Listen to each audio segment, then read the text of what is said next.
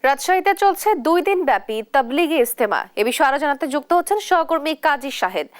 শাহেদ, ইজতেমায় মুসল্লিদের ভিড় কেমন দেখছেন, বিস্তারিত জানাবেন। বলছে আপনারা চলে যান। ধন্যবাদ। তো হয় রাজশাহীর যে আঞ্চলিক ইজতেমা যেটি আমরা বলি, আহলে হাদিস বাংলাদেশ এটি শুরু করে। এবার তাদের আয়োজনটি 35তম।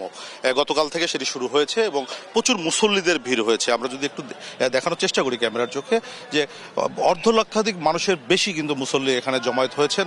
তারা গতকালকে থেকে এই ইজতেমাটি যেহেতু শুরু হয়েছে, আজকেও কিছুক্ষণ আগে আমরা দেখেছি যে প্রশ্ন উত্তর পর্ব চলছিল।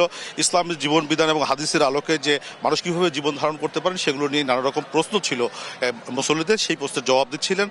আজকেও জুমার নামাজ, এখানে অনেক মানুষ আসবেন যারা জুমার নামাজ আদায় করবেন। এরপরে বিভিন্ন বয়ান হবে, এখানে আলোচনা চলবে। আমরা একটু কথা বলতে চাই এখানে যারা দায়িত্বশীল তাদের কাছ থেকে, যে আজকে কি কি আয়োজন আছে। আপনি যদি একটু আমাদেরকে বলেন যে আজকে সারাদিন আয়োজন কেমন আছে আর কতক্ষণ চলবে। আসসালামু আলাইকুম রহমতুল্লাহ। আমি ডক্টর সাখাওয়াত হোসেন, আহলে হাদিস বাংলাদেশের কেন্দ্রীয় প্রচার সম্পাদক। আলহামদুলিল্লাহ, আমাদের তাবলীগ ইজতেমা গতকাল থেকে শুরু হয়েছে, আনুষ্ঠানিকভাবে বাদ আসর থেকে শুরু হয়েছে। আজকে এ পর্যন্ত প্রশ্নোত্তর হয়েছে, তারপরে জুমার সালাত এখানে হবে, খুতবা দেবেন মুহতারাম আমির জামাত। জুমার সালাতের পরে একটু বিরতি হবে, আসরের পর থেকে আমাদের অনুষ্ঠান শুরু হবে এবং আজকে শুরু হয়ে একবারে কালকে ফজর পর্যন্ত একটানা চলবে ইনশাল্লাহ।